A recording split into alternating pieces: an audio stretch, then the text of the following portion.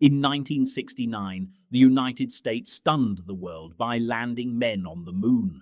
It was presented as the ultimate triumph of freedom, science, and American ingenuity. But behind the celebration lay a hidden truth. The rocket that took humanity to the moon was based on a Nazi weapon of terror. It was designed by engineers who served Adolf Hitler, built using slave labor in underground concentration camps, and tested on civilian targets.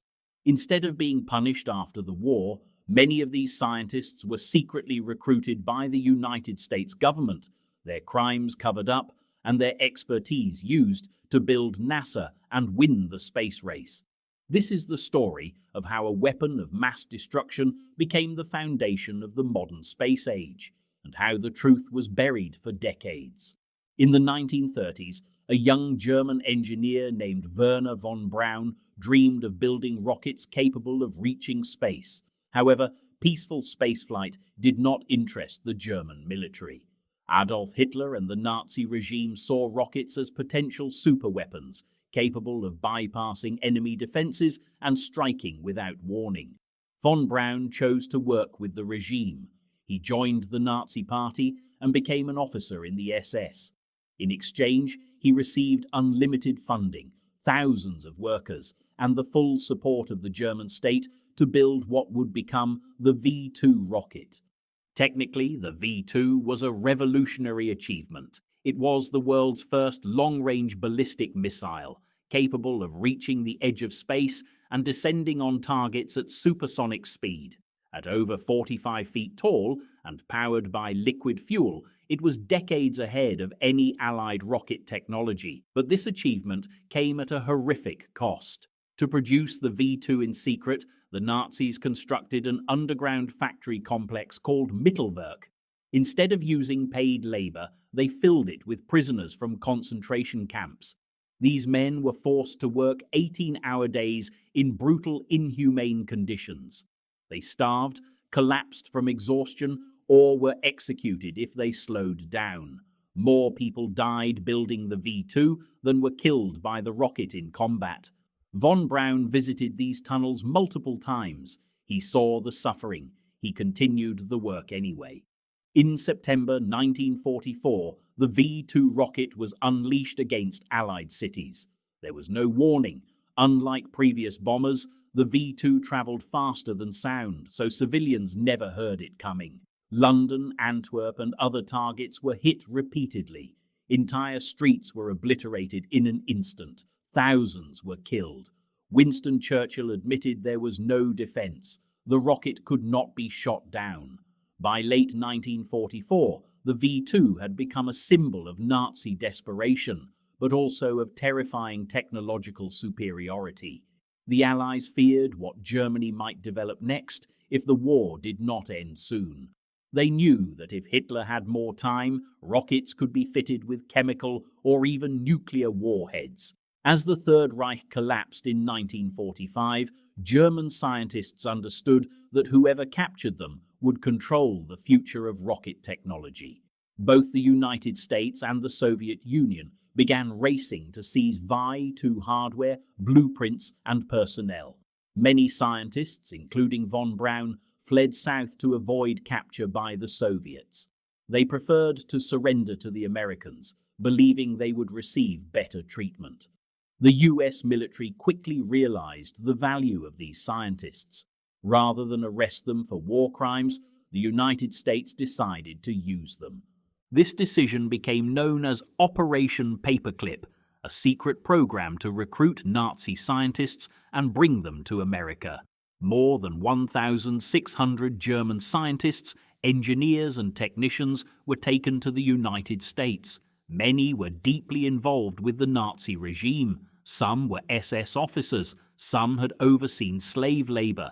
Instead of putting them on trial, the US government covered up their past. Files were sanitized, criminal records were hidden, and background checks were falsified. The public was not told the truth.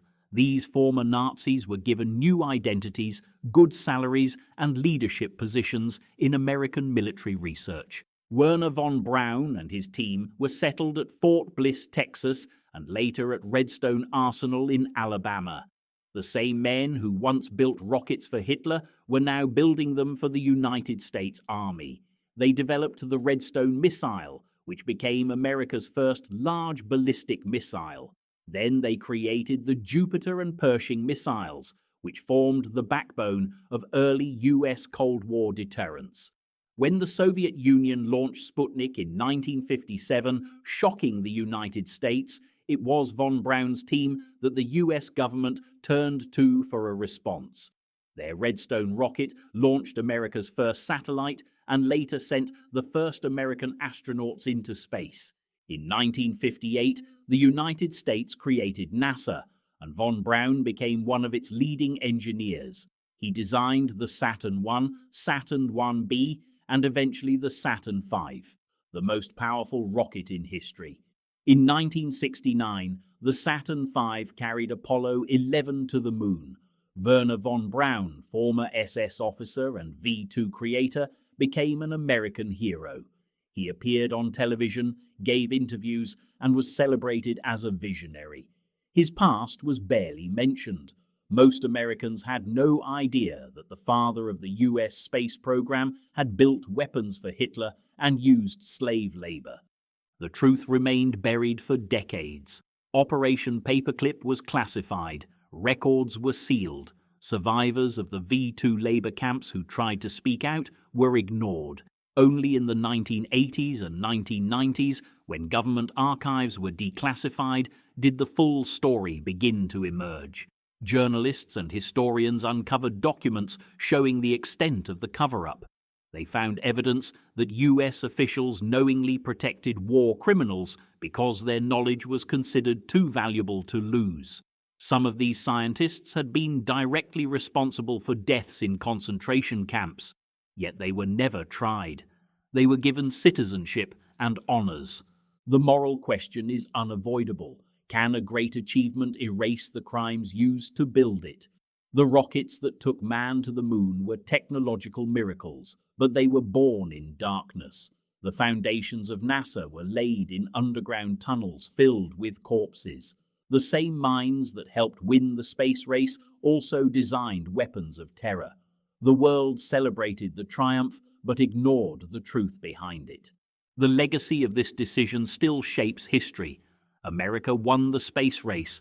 It gained military superiority. It advanced science faster than any nation in history, but it did so by absorbing the expertise of the very regime it had fought to destroy. Instead of justice, it chose utility. Instead of punishment, it chose progress, and it never fully admitted it. The story of the V2 and Operation Paperclip forces us to confront an uncomfortable reality. Sometimes the line between good and evil in war is not as clear as we are told. The United States claimed moral victory over the Nazis, yet in secret it made a deal with the very architects of Nazi technology. We reached the moon, but part of the path there was paved by the Third Reich. That is the hidden cost of the space age, one history tried to forget.